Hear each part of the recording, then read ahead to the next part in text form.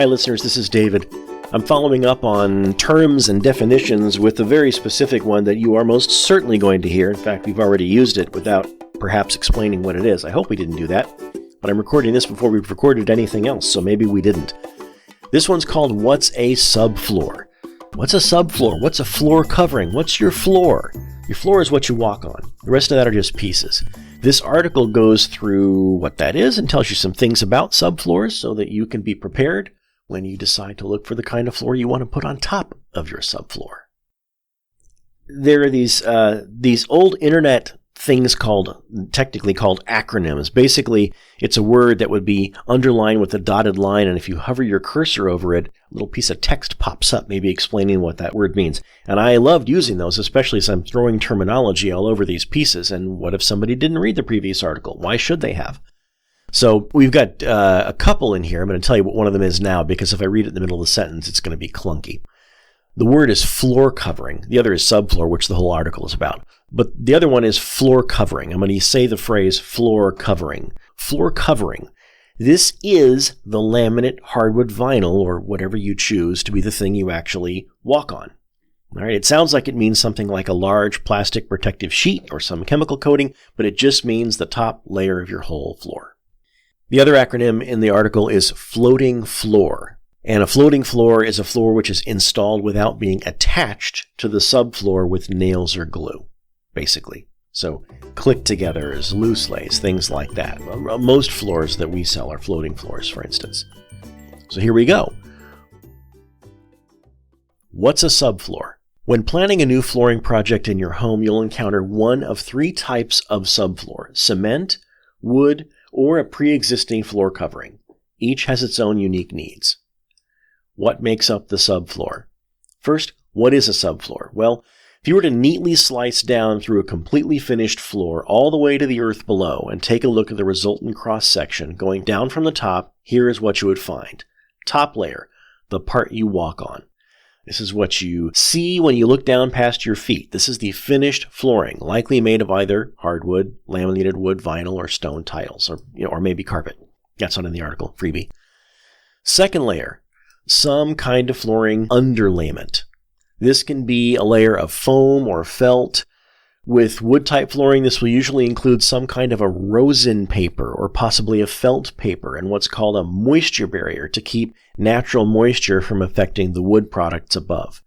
There may also be a type of board made of plywood or a cement type of material. These are put in place to create a level, almost planed surface on which to install your finished floor. Third layer, subfloor. This will be either wood or concrete, and its role is to be structurally sound, to support the weight of whatever will be put on it. People, ovens, things like that. Bottom layer, joists. Joist is an engineering term for the support cross pieces under a floor, or in a ceiling, depending on where you're standing, that run between the walls of a room or between the main support beams. If a subfloor supports the stuff in a room, joists could be said to support the room itself. They hold up the entire floor. These are going to be thick beams. Not all floors have these, as they're not needed with concrete subfloors. So is your subfloor made out of concrete, plywood, or oriented strand board, OSB? OSB is an engineered type of panel, primarily wood-based. Strands of wood are pressed together in layers and bound with a synthetic resin. The layers cross each other, some horizontal, some vertical, adding strength to the planks. Some may be suitable for installation of hardwood, while others may not. Some types of OSB are unsuitable for hardwood floors to be installed on top of them. Check the manufacturer's documentation on the actual product itself. The flooring product, your hardwood. So, about that subfloor. Particle board. Now, OSB can be confused with particle board, but they are different things. Particle board is made of wood chips, planed off bits of softer wood and sawdust. It's not engineered so much as just jammed together really well. Particle board is very prone to moisture, expanding when it isn't sealed properly. A particle board subfloor will not hold nails or staples, nor can it sustain a glued attachment, so it cannot be directly covered with hardwood flooring. Basically, you can put a floating floor over particle board and not much else. There are engineered hardwoods that float, as well as laminates and vinyl flooring types. Regardless of what kind you choose, you must replace any areas that are already moisture damaged. The expansion of any subfloor can damage the locking system of any type of floating floor. Concrete. With cement, you'll also really want to avoid any flooring that requires a nail or staple installation method. However, glue installation is fine as long as you've taken proper leveling measures. For the installation of wood over a concrete slab, the preference is for engineered hardwood flooring over solid. Solid flooring can expand and contract, even slightly warp due to temperature changes and differing moisture conditions. This is why it must also go above grade. Avoiding solid hardwood is your best bet unless you're willing to invest the time and effort in first laying down a second plywood subfloor over your concrete subfloor so the solid planks can be nailed or stapled down. Engineered wood flooring has a top layer of hardwood, which is the color, usually bonded to 2 or more layers of wood that is less costly and often strong and resilient because the layers are arranged with their grain patterns alternating. It might also be bonded to a dense fiberboard. This is why engineered flooring is more stable, more resistant to those changes, and therefore may be installed above or below grade and on concrete.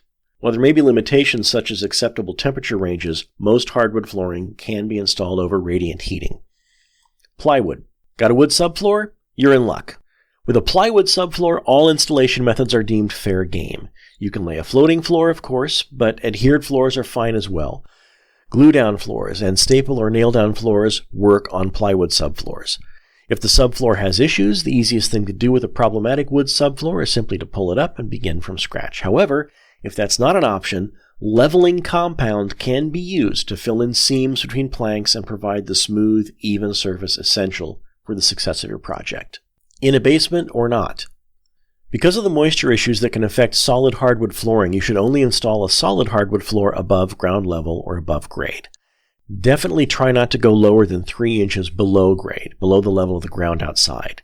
If your room is below that, you're better looking for another kind of material, engineered flooring, or a moisture-resistant laminate, or waterproof vinyl flooring, for instance.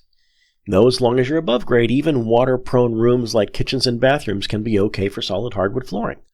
There are protective finishes that can be used to shield the surfaces so that you can have a fair amount of time to wipe up even major spills, and spilling or flooding would be your only worry.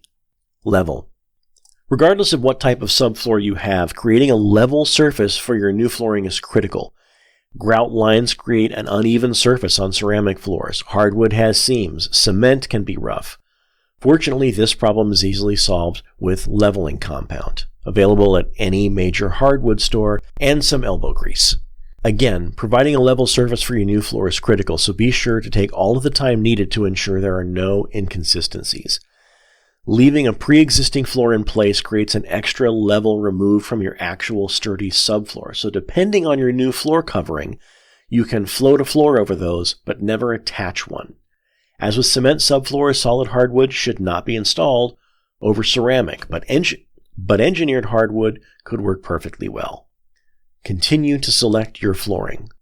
There's quite a selection of styles, species, and sizes in hardwood flooring, and you may also have a choice of installation methods, which determines how much work you or your paid installers will do.